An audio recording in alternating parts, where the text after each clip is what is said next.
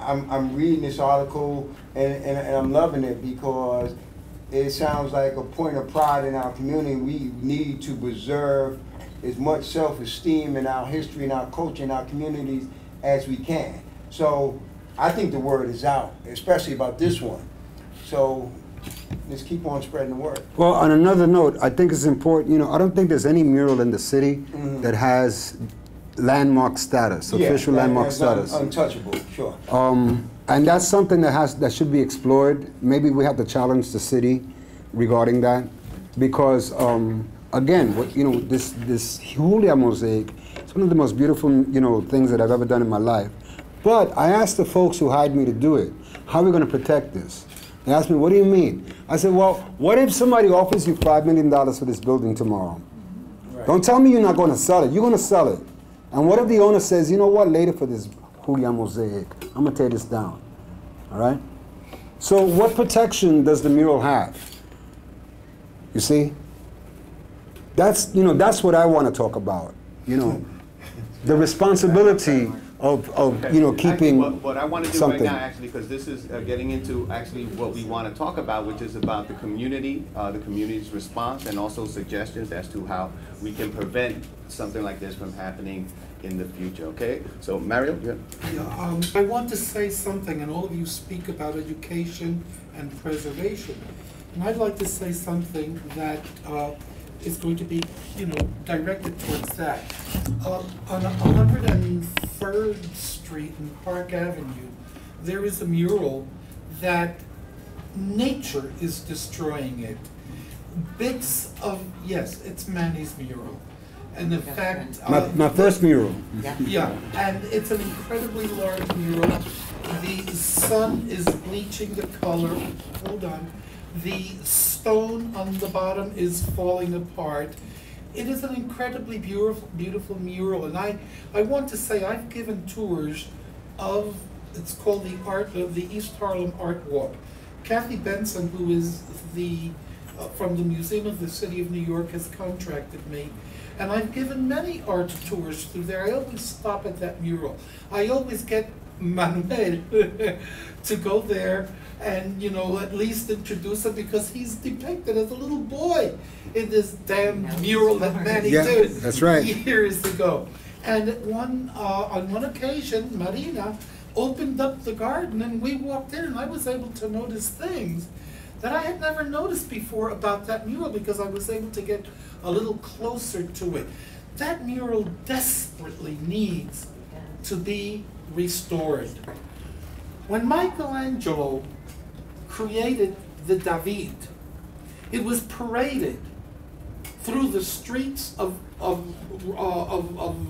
Florence for days, and everyone, rich and poor alike, celebrated this incredible sculpture. They all related to it. Here was David in towering, who had just either ready to kill Goliath or had just killed Goliath. And the issue behind that was that the French and the Fiorentinos were at war with each other, and the Fiorentinos were constantly losing the war, and, you know, they were totally demoralized. So when Michelangelo did David, he did the small guy in the towering height, and the Fiorentinos were just like, oh my God, this is incredibly powerful stuff, because it gave them the Oldsbays to be able to fight against the French and to win the war. And I think that there is something about what you have said, and everyone says, you know, people, communities identify whether they have sophistication in art or not. 2 years ago, I started a graffiti program with the Department of Education and with the probation office, and it's been very successful and it's very well funded, so there is hope. And just wanted to let you know. Great, thank you. Program? Yeah, what is the name? Carmen, actually, Big City Walls. I left some cards back there. Okay, great. Okay. Big City Walls. I just have a little reaction, and I'm not trying to create a debate, although we're here to exchange ideas. but I'm having a little problem processing something. Seems to me that two of the panel members seem to be justifying the fact that why these guys tagged this mural. You're giving an explanation why they did it and that they should be forgiven. That's part of the culture. I have a problem with that. Manny used the word violated. We're violated. I'm stronger. I think it was cultural rape. It's our art, it's our community. And you just don't have the right to go and spit paint on someone else's art. That's not the way I look at it. I remember when I was in Italy as a young soldier, where the Piazza was open to the public. You could actually touch it. Some clown took a sledgehammer to it. Now it's encased in glass. I don't want to surround that mural with glass. And I don't want these people to be punished, but they should be held accountable. Yeah. You just don't do that. You know, I don't care. It's a way of claiming, here I am, this is my name. Don't do it in my house, you know? Don't do it on my wall, I'm sorry. That's good. I think that's a very important point. Okay, yes, sir. Can I respond to that? Yeah, sure. No, I wasn't justifying it from my own point of view. I was giving people something else to think about, because the moment, the immediate reaction, of course, which is justifiable. But what I'm saying is, let's get beyond that justifiable reaction and think about things a little bit, a little more, and that we're all feeling the pressure. Everyone's feeling the pressure in terms of space, and that's one of the things that I'm trying to bring up. The other thing that I'm also want to bring up is that public art is a conversation. Well, all art is about communication. And so the moment that you put something in the public, whether we want to preserve it or keep it or have it be untouched, it's in the public. I mean, that's why it's public art. The conversation begins with that mural being up. The conversation can't end there. There are people who are going to, they tagged it once, guaranteed, maybe 2 days from now, maybe tomorrow, maybe 10 years from now, maybe 20 years from now, it's going to get tagged again. There's just no getting around it, because that's part of the conversation. That's the other people who are reacting, and that's what public art is all about. I painted the Lolita mural that's just been torn down. I was one of the organizers that painted that. I painted the Channel Bisu mural, which is a constant conversation. People tagging up assimilate all over it.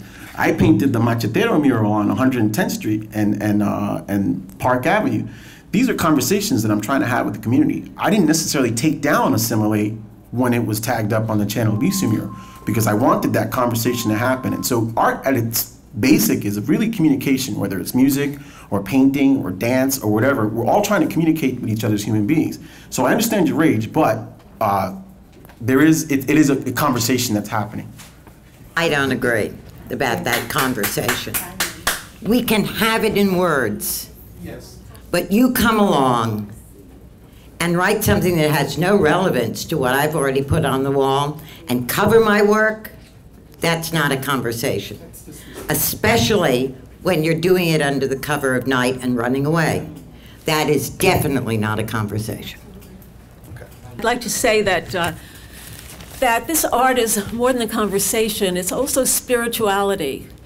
When I began photographing walls in East Harlem 15 years ago, I was looking at graffiti memorial walls, and I looked at them as sacred space. And I did some research, and I went to various boroughs, and this to me was so moving, and the religious symbolism, and not only the funny ones like on House and Street where Mike Tyson was, you know, biting off the ear of someone, and Princess Diana memorials, but the ones that are the people in the streets, and the ones who aren't here anymore. Is so moving and so important that these need to be preserved as sacred spaces. Absolutely. My name is Handel Gomez Abdelrahim. I am the director and editor of the movie called Graffiti Nation. This movie is a music video documentary of the urban movement and all its elements.